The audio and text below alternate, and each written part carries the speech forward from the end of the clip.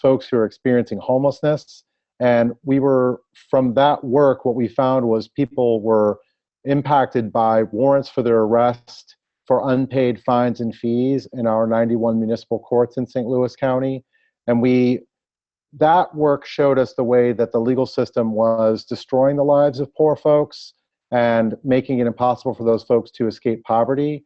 When Mike Brown was murdered in August of 2014, we became heavily involved in representing protesters who were out exercising their First Amendment rights and taking to the streets. They would be arrested on the same low-level ordinance violations that some of our clients have been arrested on, and then held on an exorbitant bond. And we became involved in their representation to get those folks out of jail and try to get them back out on the streets as quickly as possible so they could continue protesting. So we fought high bails along with the local lawyers from the NLG and the St. Louis University Legal Clinics. We were able to do a pretty decent job in stressful situations of getting folks out of jail and back on the streets. And then, of course, those cases didn't go away just because we'd gotten them out of jail that day. This team of lawyers were all working to fight those cases and try to challenge the ordinances. We were trying to make sure that if protesters wanted to have a political trial, they wanted to take their case to trial, we gave them that opportunity. If they wanted a quicker resolution just to go on with their lives and get back out, that's what they were able to do. Since that work, we became very involved in partnering with organizers and activists. We sit at several organizing tables to help support the goals of Missourians Organizing for Reform and Empowerment, the Organization for Black Struggle, Metropolitan Congregations United, Kayla Reed at St. Louis Action Council. And at those tables, we simply listen to the concerns and the needs of the people who are out there risking their lives and being on the streets, and we try to plug in any way we can. In addition to this, so that one of the ways that we have helped out is to help organize town halls and support the work of organizers to discuss invest, divest policies around public safety, painting a different picture of public safety in the small cities in our area. We have helped frame questions for debates around the circuit attorney's race in the city of St. Louis, as well as a recent mayoral debate. We've also helped connect lawyers with organizers and activists who needed representation.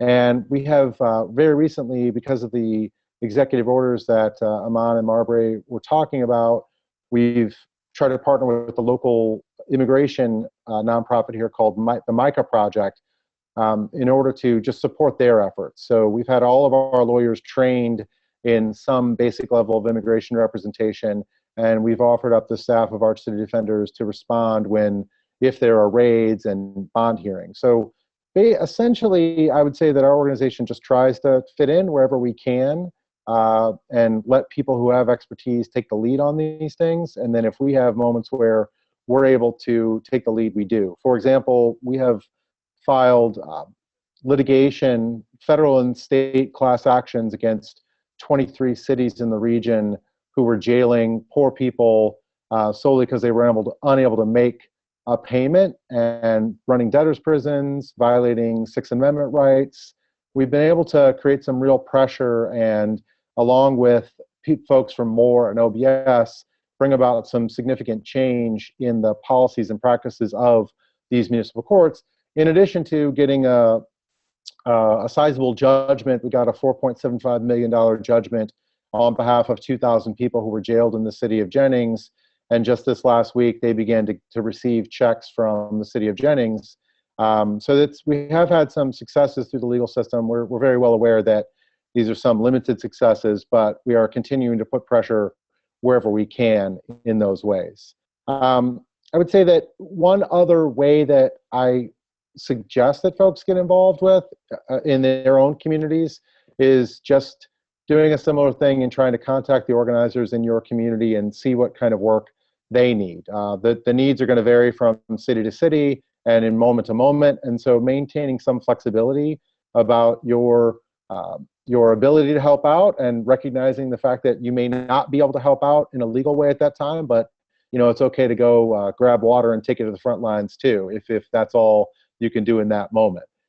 If folks are interested in getting involved in the work of Arch City Defenders, we always need volunteer lawyers to help us with some of our cases, whether it's direct representation, representing homeless folks who are right now, I think, at a greater risk under a Trump administration of being harassed by the police. I think police are emboldened at this moment to really crack down on the most vulnerable among us. They always have been, but I think at this point they've received some support from this administration that signals that they're no longer going to be held accountable. Jeff Sessions isn't going to be launching any investigations into police departments across the country. You can guarantee that. So it's really incredibly important that we stand up for those folks right now as we can, and stand with them and help them organize and get the goals that they want to accomplish accomplished. And that's I'll just leave it at that for right now.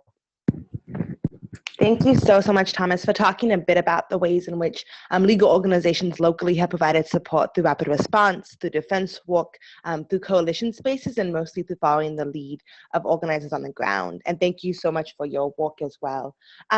So we're going to jump to the next presenter, who is Fahad from Drum, here in New York and Queens, to be specific, to share a bit about the hate-free zones that they've created, but also their work more generally. Fahad, are you there? Yes, can you hear me? Cool. Greetings, folks. My name is Fahad. I am the Executive Director of Drum Desi's Rising Up and Moving.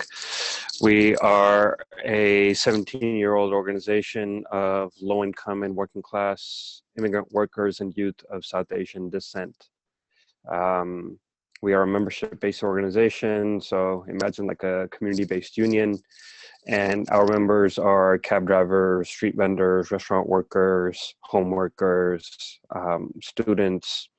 Majority of them are undocumented immigrants. Majority of them are Muslim. Majority of them are women.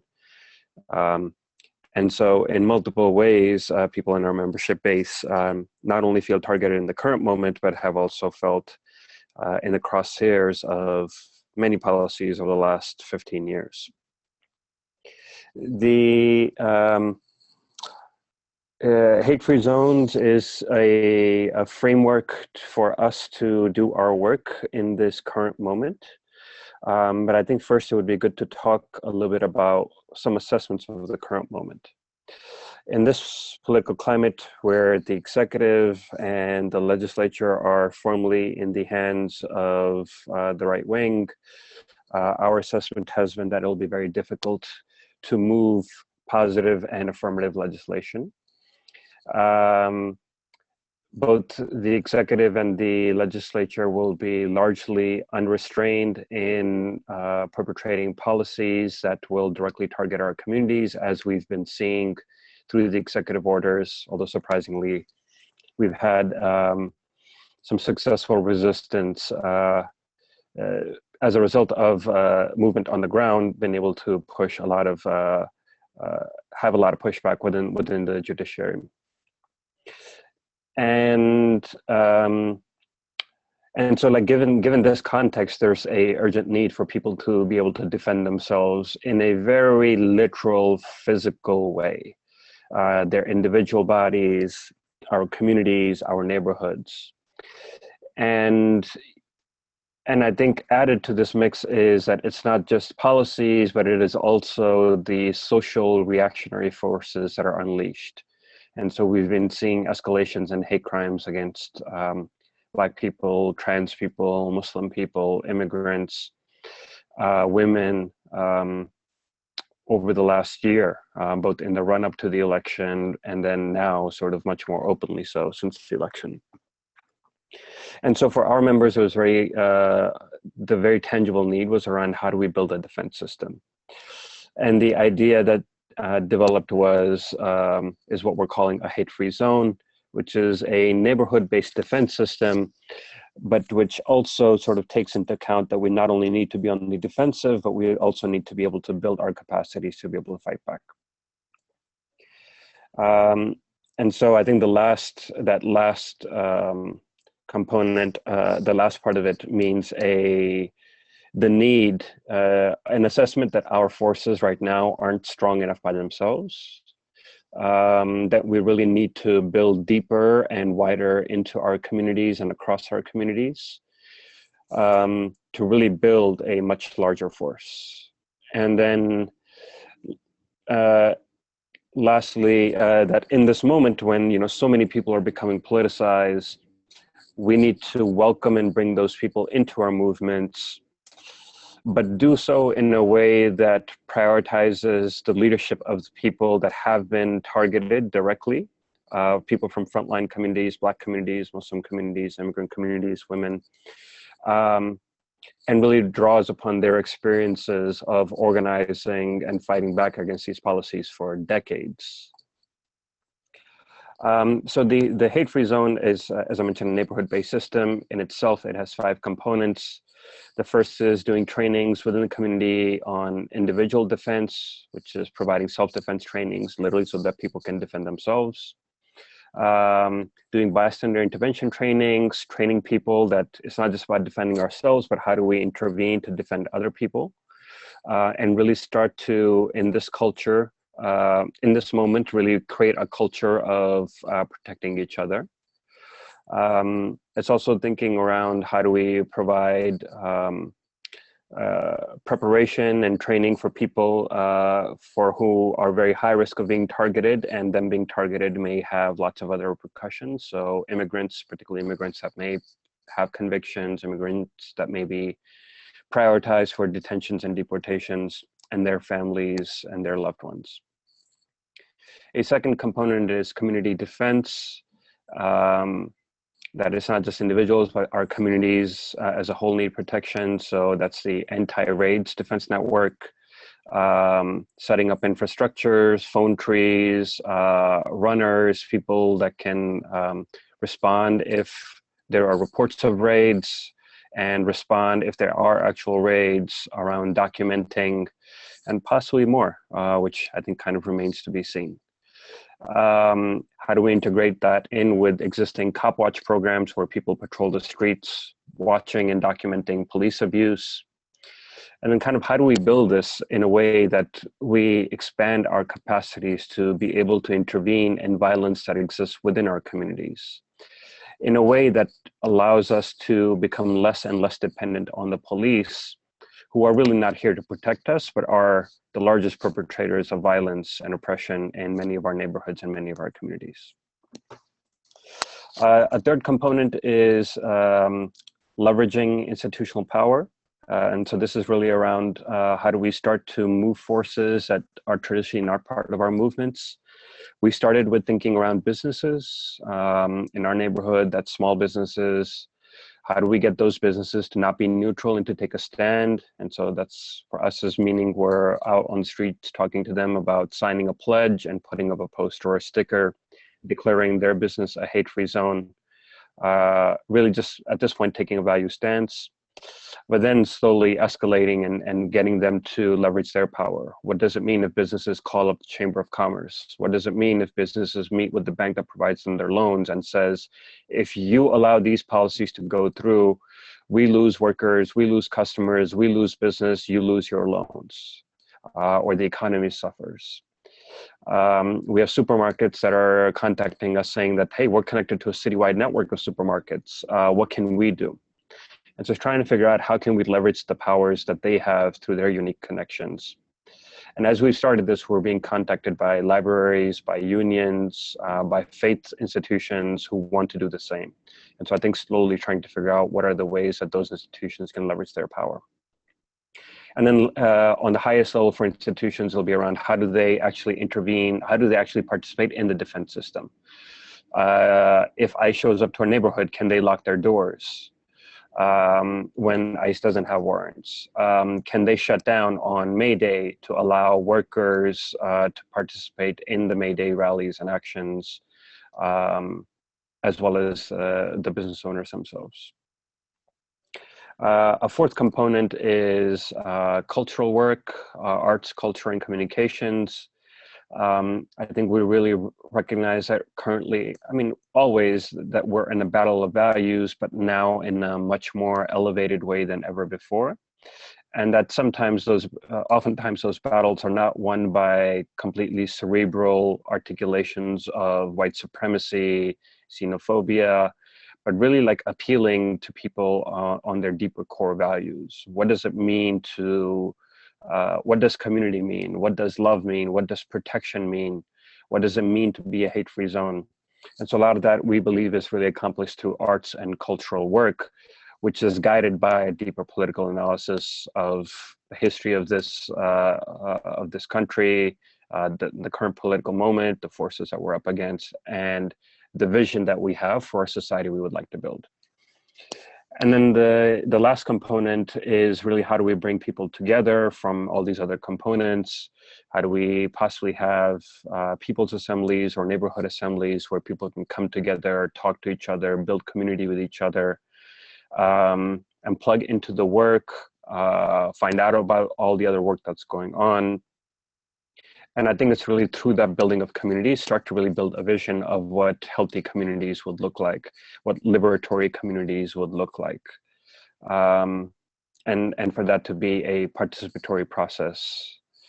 While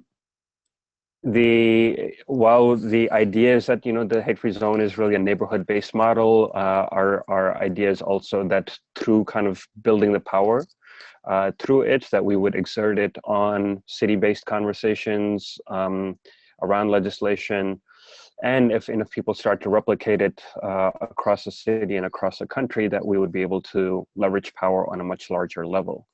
And so we have allies in the Hudson Valley in upstate New York that have already launched a hate-free zone. We have folks in Alexandria, Virginia that are looking at launching theirs in early March.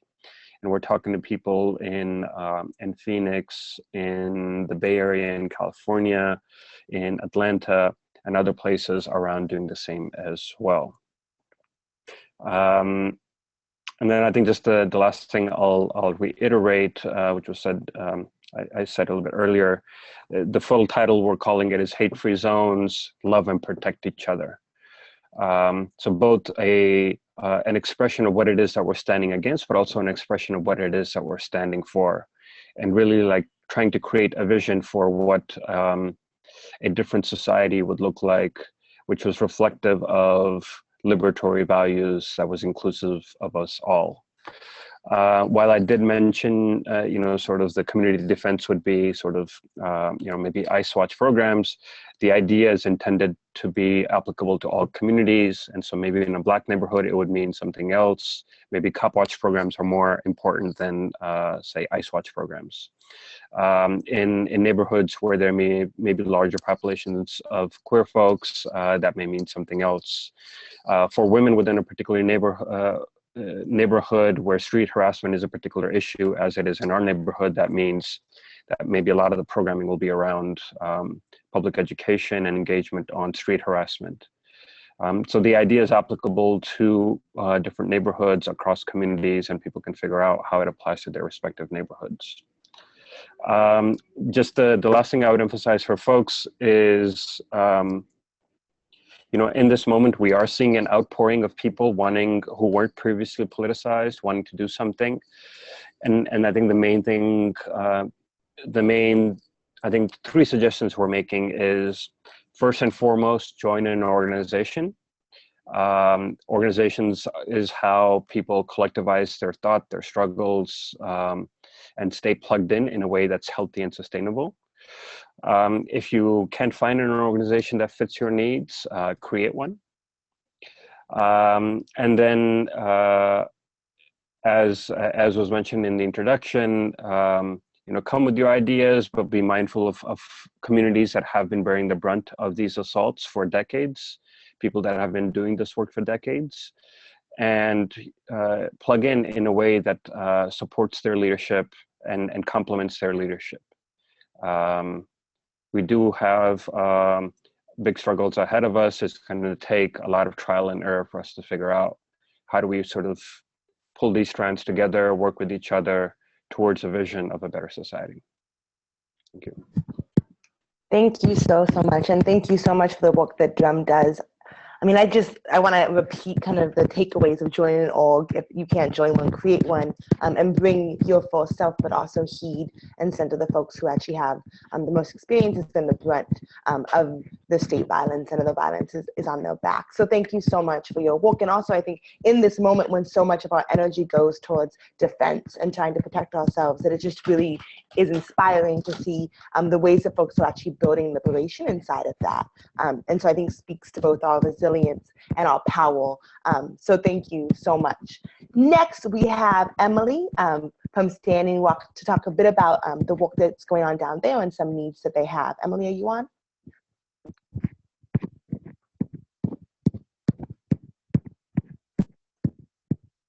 Emily?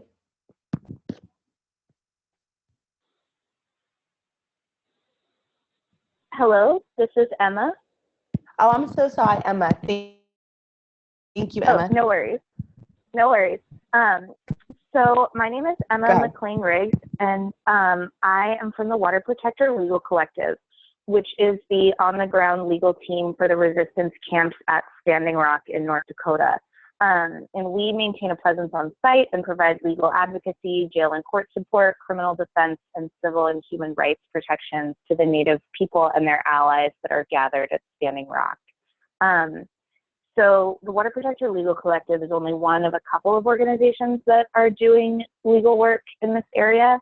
So just know that there's a complex situation on the ground, both in terms of organizing groups and in terms of government agencies and legal actions. So I just want to start with a little bit about the values of the folks who are organizing on the ground right now, and then talk a little bit about what the situation is in North Dakota as of last week when I was last there, and then talk a little bit about how folks can get plugged in and what the ask is. So in terms of values, the work that's happening on the ground in North Dakota is centered on Indigenous people, voices, worldviews, communities, and struggles. We work to prioritize the needs of Indigenous water protectors and others who are directly impacted by systems of oppression, nurture and develop bonds of solidarity between water protectors, educate and train rather than to serve, to foster self-determination rather than dependency. This is really important in doing criminal defense work, and I think is one of the cool, new, exciting things about what's happening at Standing Rock is creating this community of people who have been arrested around protecting the water, and to support and build grassroots movements fighting for the liberation of Indigenous people and Mother Earth. And really, I want to emphasize that this struggle in particular is about the water. Water is life. From the womb that brings us into the world to the tears we shed for our relatives, water is life. And I think it's important to really center that in this discussion. And I will give you the sites to the documents that kind of articulation of vision is based on at the end of my little spiel. So as folks probably know, the final easement allowing Energy Transfer Partners to drill under the Missouri River near the Standing Rock Sioux Reservation was granted on February 7th. So there are about, we think, 300 people remaining at Ocheti and Sacred Stone at this time. Those folks include many young Indigenous activists, many Indigenous elders, and other allies. Some of the organizations still on the ground there are the Indigenous Environmental Network. So I think the best way for me to talk about the situation in North Dakota is to talk about it as the latest front in a long, long history of genocide and environmental poisoning, specifically in relation to Indigenous people. The violence that we're seeing from the local police, the Morton County Police Department, is very, very brutal, very, very overt, and there appear to be massively emboldened by the transition in the presidency. And the conditions on the ground in North Dakota for those like me who come from urban places are very different than what we're used to. The camps are about an hour away from the nearest large town, which is Mandan, North Dakota, and that's where the nearest emergency facilities, et cetera, are. And part of that distance is related to a barricade that local law enforcement has put up across the fastest route from the reservation, the Standing Rock Sioux Reservation, to Mandan and Bismarck and associated emergency services. It's very, very cold, ranging from -10 to, I think the high, well, I was there, was about 20 degrees. And so when we talk about police violence in this context, we're talking about folks who are being very brutally physically injured, also subject to things like pepper spray, pepper bombs, water cannons in -7 degree weather with very little access to treatment for that. So that's just kind of an important thing to note. We're seeing arrests continue and expect to see them accelerate as construction begins on the final leg of the Dakota Access Pipeline. And those arrests are becoming increasingly brutal. The main part of what is happening in terms of our organizing on the ground is criminal defense work. So we've talked a little bit about the difference between creating what is possible and that visionary transformation work and sort of very defensive, immediate work. Mostly what's happening on the ground right now at Standing Rock is very immediate defensive work. There are about 700 people who've been criminally charged in Morton County.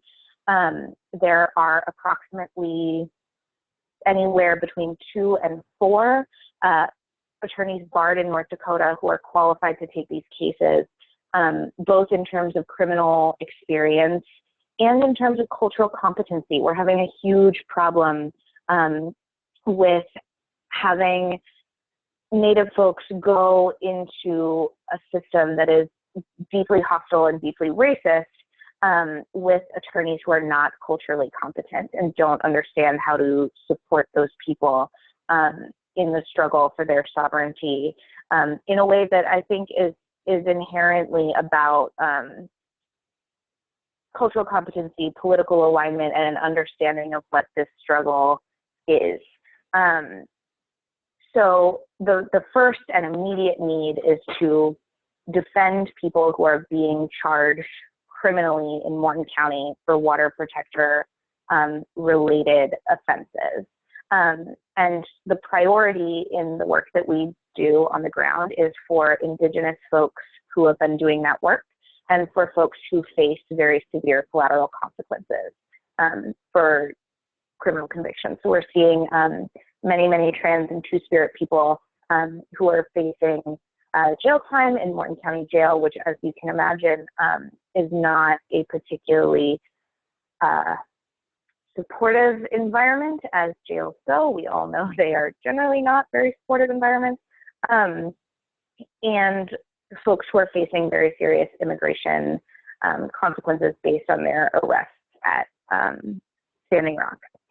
So that's kind of the situation on the ground. I, as you may have gathered, am in Oakland and not currently in North Dakota. In Oakland on occupied Ohlone territory. And I am working to connect attorneys with particular clients, so water protectors who have been arrested and need representation, and kind of being that bridge, because the folks on the ground are working 20, 22-hour days, just kind of keeping things afloat and responding to the latest arrests and brutality and issues. There's not a lot of capacity on the ground for long-term capacity building right now. It's very much a state of emergency. So the folks who I would really encourage, if you have any bandwidth at all, to get involved here are criminal defense attorneys. We really need you. and especially folks who can take on specific individual clients, commit to coming to North Dakota. You'll have your travel expenses paid if you're a good fit. Commit to coming to North Dakota to represent people.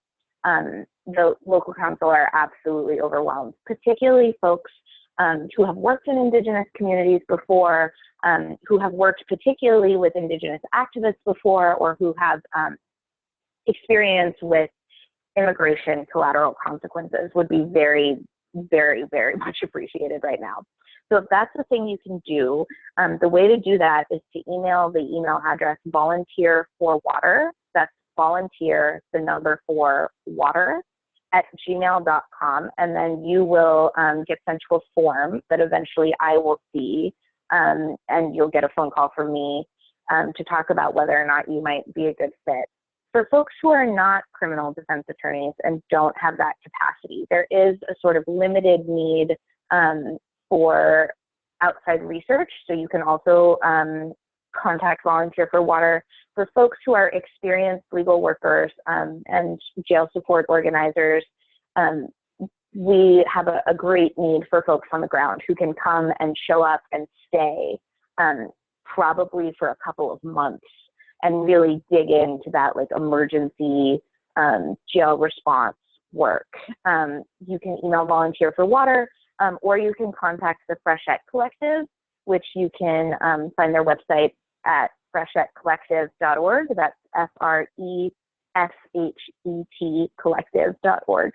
And I think that's pretty much it. Oh, the one other thing I wanted to mention is if you do not have the time or any of those skills, there's always a need for funding, and particularly for funding that is flexible and not earmarked for any particular thing. So we're having the situation of, for example, there's an arrestee who has their arm broken by a police baton, and then they're left outside in 7-degree weather. That person is going to have medical bills, is going to have transportation bills, is going to have,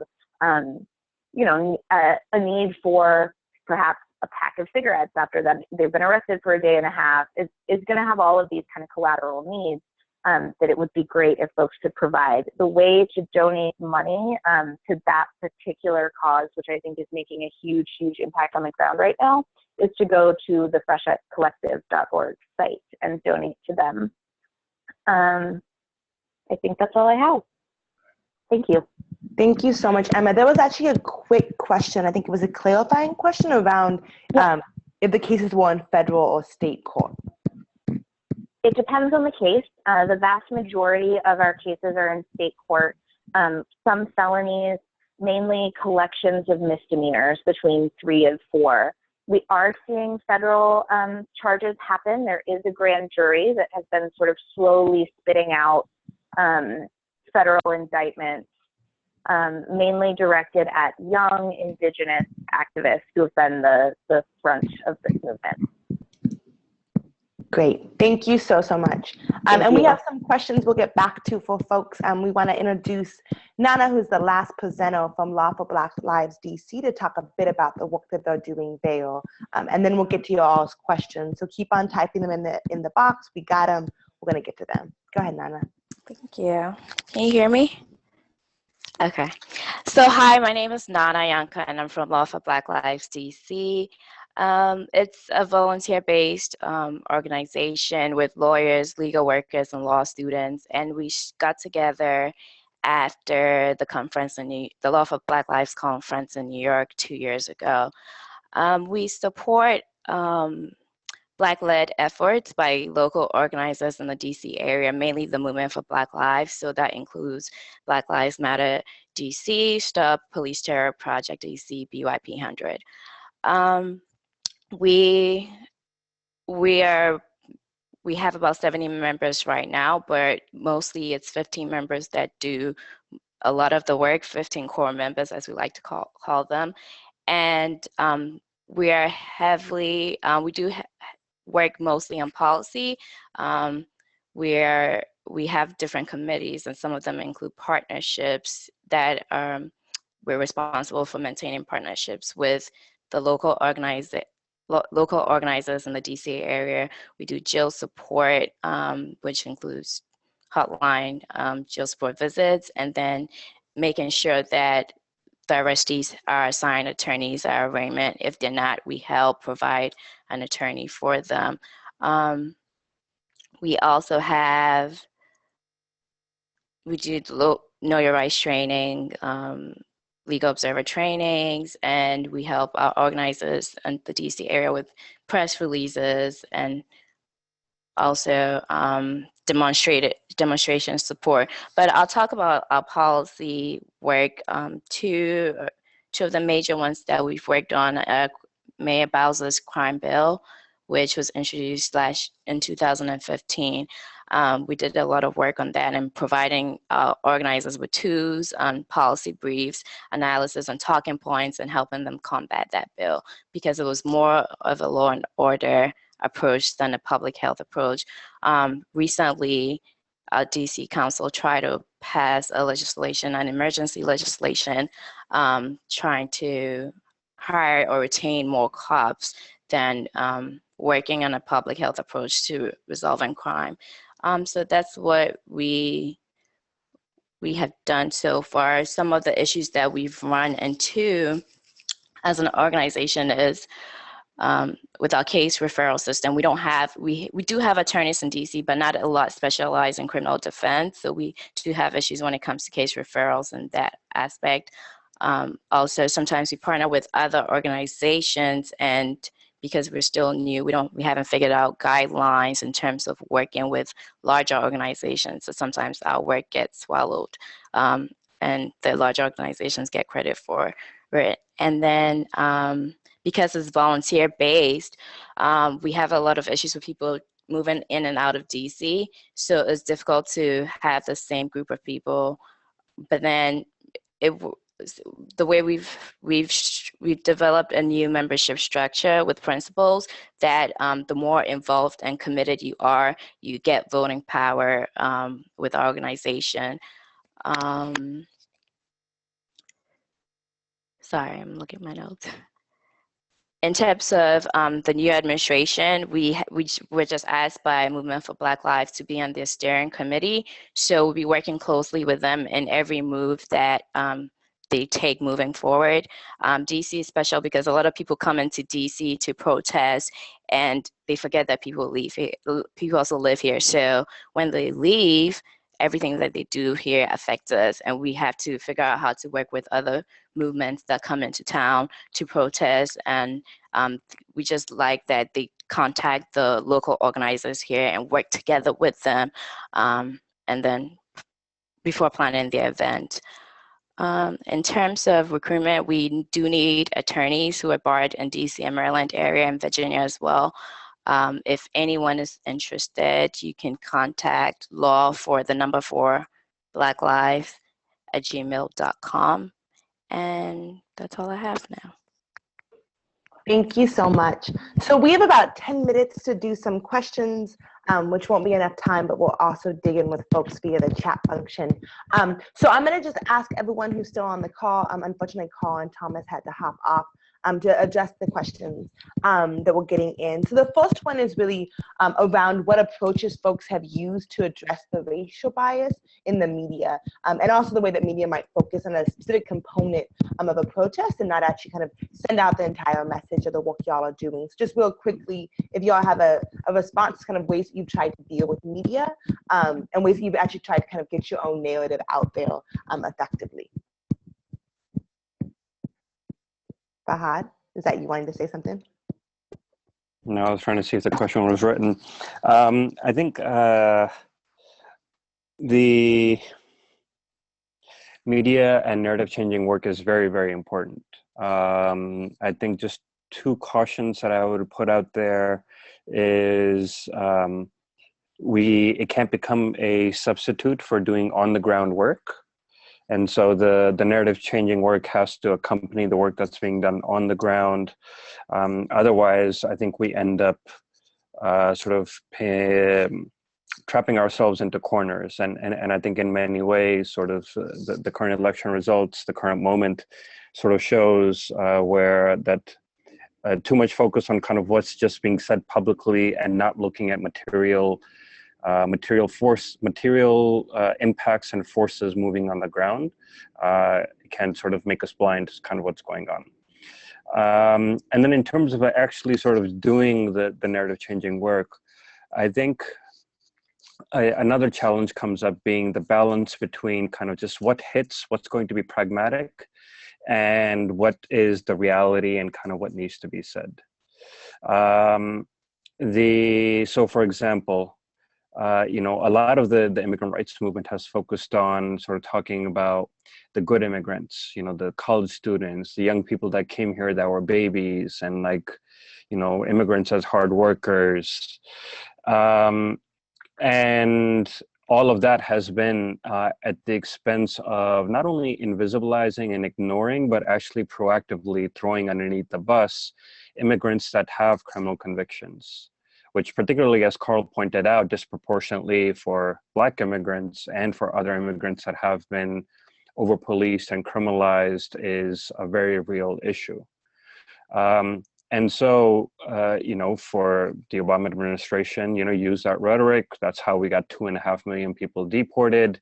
All the infrastructure that got built in the name of detaining and deporting quote unquote criminals is the same infrastructure that's being used against us now. And so I think we have to be very mindful around kind of anytime we're focusing on narratives that it has to be a whole picture. It can't just be sort of whatever will appeal to Midwestern soccer moms. I mean, we have to be pragmatic, you know, leading with a narrative that says like sort of we're going to end capitalism may not resonate, but we have to be able to tell the stories, including the stories that, you know, some people may not be ready to hear, to really sort of figure out like sort of what is the real impact of what's going on, who kind of, what is the reality of the people that are bearing the brunt of the current policies, and like sort of embracing the humanity of us all with our faults, with our mistakes, with our shortcomings, and with a keen eye to the shortcomings of the system as a whole. I'm not sure if that's helpful. No, that was super helpful. Does anyone else want to comment on that before we go to the next question? Thomas, I think, had a really helpful answer in the chat text as well around kind of creating your own media. So they held a number of press conferences when folks weren't reporting the news the way they felt like they should be, and also kind of creating content separately and getting relationships with some national folks to really push out a narrative that pressures local newspapers and local online bloggers to follow suit. So that was something from Thomas before he had to hop. The next question I'm going to ask y'all is around the ACLU. So we have a question here, how radical lawyers are dealing with the ACLU. It says, the staff is all white here and many community orgs don't want them to come to train or know your rights, but they claim they can't afford to hire or pay a POC attorney to do it. So I want to ask this question. I think it's a really important question. It actually, I think, connects to a few other questions. One is around the ways in which legal organizations often co-opt communities and how do we actually prevent that, but also how large legal organizations may co-opt local work. So I'm curious both about the ACLU, but more generally how y'all have dealt with that tension. And if you have some ideas or solutions around how to deal with some big legal organizations that may co-opt work or may not put forward lawyers and legal advocates of color and Black folks who are doing the work. So I'll let anyone jump in who wants to on that. I should go first. I'll jump in. So I think honesty works. If you do have an opportunity to be honest with folks from those organizations, or if you think that someone is co-opting either your work or the community's work, I think that you have a responsibility to be very honest and upfront about it. You know, a person, you know, they can't change their behavior if they don't know. But I mean, let's be real, it's a real concern. You know, we've seen it on many different levels. And the only thing that I can say is just to be intentional and to be upfront, honest as possible. Yeah, that's the only thing that I can really, the advice that I mean, that's what we've tried to do. You know, we've seen it in Baltimore, we've seen it in DC, we've seen it, you know, just nationally where larger organizations, they're not as flexible as we're able to be. So I think that, you know, I think that sometimes they may take advantage of the fact that we can, because we're loose collectives and we don't really have the hierarchy and the structure that they do. But I do think that if we do learn to work together, it can be a very mutually beneficial relationship. But I think that that requires trust and honesty, which is something is going to take very hard. And as my friend would say, courageous conversations to get there, but you need to be honest about it and call them out. Thank you so much, Iman. Other folks? I think you if you're talking. There you go. Okay, so I'll piggyback on what Iman said as well. I think honesty is crucial, but also as the legal organization, I think you should decide whether you want to have a relationship or partnership with these organizations in the first place, or if you want to take a seat back so that the local organizers are the ones that have the relationship with them, and then you support the local organizer. So you, as a legal group, you're detached from the ACLU, but then the people you serve can still reap the benefits from the larger organization. So that's one way you can do it as well. Thank you so much. Fahad, you good, or you want to weigh in on that too? I think just one thing I'll say is, much like everywhere else, it's part of the struggle is struggling with people. I think that's a lot of what was also just said. And then at some point, there are limits to how much you can struggle with folks. And sometimes I think, we have to make decisions around what's better use of our time and our resources. That doesn't mean that, we stop holding those views or even like burn relationships, but I think this is part of the struggle of the work. Absolutely. Thank you for that. I think, we talk a lot about how do we change both institutions, and then how that changes us. And so I think kind of radical honesty and courageous conversations, and also boundaries and stepping back are really helpful suggestions around that. So we have time for one or two more questions. There was a question around, I think this is specific to Standing Rock, but really is for everybody. And that's around the tension that someone identified around in kind of African American and Black communities around the water fights in Standing Rock, and how folks in Flint and other places may feel like their struggles are being erased. And so I'm just super interested. I feel like part of the point of this call and the work we're doing is how do we actually build and strengthen our movements across movements. So I'm interested in kind of how each of your organizations, specifically Standing Rock, but also beyond that, have worked to really bridge different movements and thought about and centered anti-Blackness as part of your analysis and your work. So Emma, you're welcome to take that, and I would love to hear from Fahad and Nana as well around how y'all have thought about kind of cross-movement building, and also around how y'all deal with kind of the way that anti-Blackness often motivates a lot of the ways in which we deal with state violence. Emma, are you still here?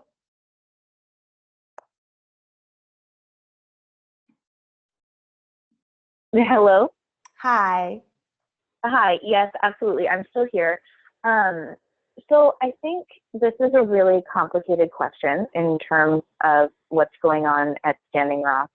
And I don't know that I am necessarily the person who's going to do the most justice to this question coming out of that movement, but I'm going to give it a shot. I think that the folks who are struggling for justice around water at Standing Rock are hyper aware that this is part of a struggle that is touching other communities, and especially communities of color and Black communities across the United States. I think part of the Indigenous-led nature of that organizing is really recognizing how much where you are and what your local situation is affects your particular struggle and your particular worldview and what is best for that movement at that time. And I think what has been one of the things that has been really, really powerful at Standing Rock is how many folks have stood up to really do the work with folks there. And Black lawyers and Black movements have been a huge part of that, like really leading that effort. I think in terms of how Standing Rock can show up for other movements in other places, we're seeing a lot of movement between different pipeline camps.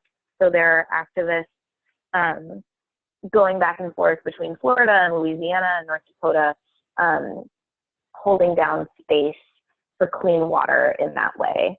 That is much more of a movement question than a legal support question. And I think it's really important that I contextualize the work that the Water Protector Legal Collective is doing as very much support staff work. It's not movement leadership work, because we are very intentionally saying that that's not our role. Our role is to support the Indigenous activists on the ground in forming their movement. I also think that there is something really that I just want to emphasize about the state of emergency that is happening at Standing Rock. I don't know that there's a lot of time or energy, frankly, for people to be discussing the way that that looks right now, given the very recent granting of the easement and the kind of ramp up in violence. And I think that that's something we're going to need to see and prioritize going forward, is how to really connect those struggles and really stand in solidarity with the people who stood in solidarity with us around the water. And that's going to be something that continues forward as we move out of this state of very dire sort of responsiveness. Thank you so much, Emma. Do other folks want to comment on that briefly before we move to the survey?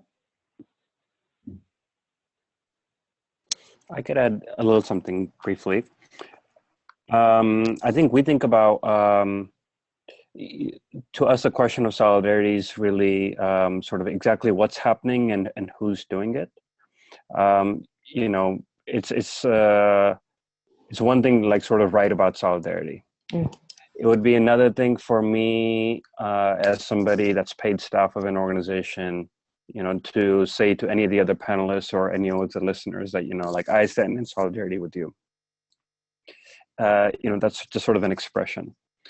It's important, but it is easy to say, but in terms of actually materially what it is changing in the world, I think it's really just kind of changing some minds, but materially things stay the same. I think it's another thing when sort of people start moving their bodies, and I show up to your rallies and you show up to our rallies, and sort of an exchange starts to happen, that we start putting it into a little bit of bodies. And that's certainly kind of you know, that's kind of where it starts, and that's still a transactional level. We would call it transactional solidarity. I think then there's a deeper level where it's particularly, I think, what activists, particularly badass activists, kind of do, which is sort of taking radical action, putting our bodies on the line for each other. So, you know, if there was something, let's say, you know, a whole bunch of us here in New York sort of targeted maybe one of the companies that works on the pipeline, and, you know, sort of put our bodies to sort of lock up their doors or whatever it may be. At its most deepest level, I think we think about that the real contradictions lie in within the deep bases of our communities. And so what would it mean for undocumented immigrants to, you know, sort of put their own struggles, which is, you know, let's say a struggle for sort of dignity as immigrants, on the line to ally with Black liberation struggles? Or I don't think I have an example of sort of how that opportunity may exist right now, but for to put their struggles on the line with indigenous struggles. What does it mean when everyday people who are not political activists on an everyday basis start making sacrifices in their own struggles as a way of advancing our collective struggles? And to us, that's really when we start to undo those contradictions, that we really start to see a transformational solidarity. The way that that's shown up in our membership has particularly been around immigration. Our members are not border crossers, but over the course of 10 years, our members have taken a position that they will not accept any legalization proposal that even they would benefit from if it means for demilitarization at the US-Mexico border. For our youth program, that's meant that our youth will not accept, our youth who are bullied a lot in schools as a result of being Asian, being Muslim, being Sikh, and oftentimes in New York City being bullied by other Black and Latino youth, will not accept further disciplinary policies that criminalize Black and Latino youth for that bullying, with an understanding that bullying is really a reflection of larger systemic injustice that exists within our society. And so can we get restorative justice practices? Can we get investment into teachers and counselors in the schools so that people don't have to resort to those sorts of things in the first place? And so really understanding how do we undo a lot of those contradictions by rethinking our own struggles. Thank you so much. Amen to that. Okay, so we have about 3 minutes left. We wanted to ask folks to complete a quick survey that gives us some sense of what resources would be helpful for y'all if folks are down to do trainings with us, and also ways you want to engage with Law for Black Lives. So for folks on your computer, there should be a survey that pops up. If you're not on your computer, but if you're specifically interested in either hosting a training or participating in one, joining our listening tool, please do email us at info@law4blacklives.org and give us a sense of where you're at, where you live, and if you're down to either host or be part of a training. And then also if there are any specific resources that you'd be interested in having Law for Black Lives help produce or to push out, please share that with us as well. And we hope to be able to respond to those. So I think, Aman, a survey is gonna pop up. Is that what happens next? Yeah, there you go. Dope. So please fill out that survey. And again, thank you all so much for hopping on this call. We're really excited to have this be one of many webinars and conversations we want to host. And we just are so grateful for the work that folks are doing across the country to move us towards liberation and to really reimagine the systems we're inside of. And so thank you again for joining us on your Monday night. Really quickly, so we need to give time for each question. Oh, so dope. We'll give maybe 40 seconds for each question and then move on to the next. Okay, cool. Yeah. So we just had the first question. Yeah. We'll give folks a few more seconds to finish that.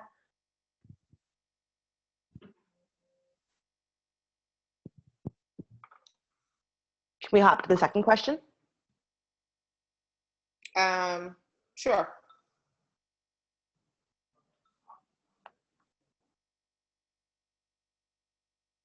And again, if folks want to email us if you don't have access to the survey and you're not at your computer. But again, if folks are interested in either being part of or hosting trainings, please email us at info@lawforblacklives.org. Or if folks have specific skill sets or expertise they want to contribute, then let us know. So the second question's on your screen. We also will be sending out an email with the recording of this and some of the details around how you can plug into the work that folks are already doing. So that's the second question. We're going to move on to the third question.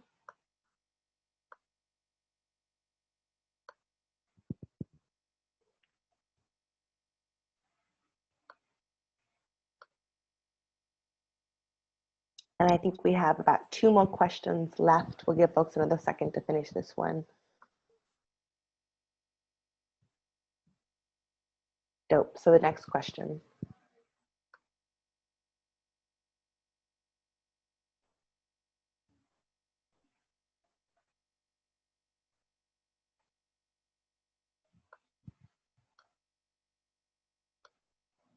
And I guess just for some details, so as we mentioned, we're going to be doing a listening tour across the country, and we're hoping to pick some locations to both talk about kind of what are the needs that organizations have locally, but also conduct some trainings with law students and lawyers around movement lawyering.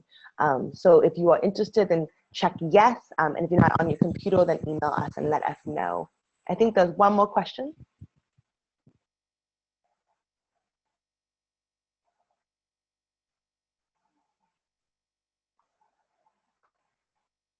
Dope. Cool. So that's what we got. Thank you all again so much for hopping on and for engaging in this conversation. We're excited to reconnect soon with another discussion. I don't know if folks want to add anything before we sign off. No, I don't have anything to add. Thank you for joining us, and keep an eye out for future webinars and trainings. Beautiful. Thank you all. Have a good night.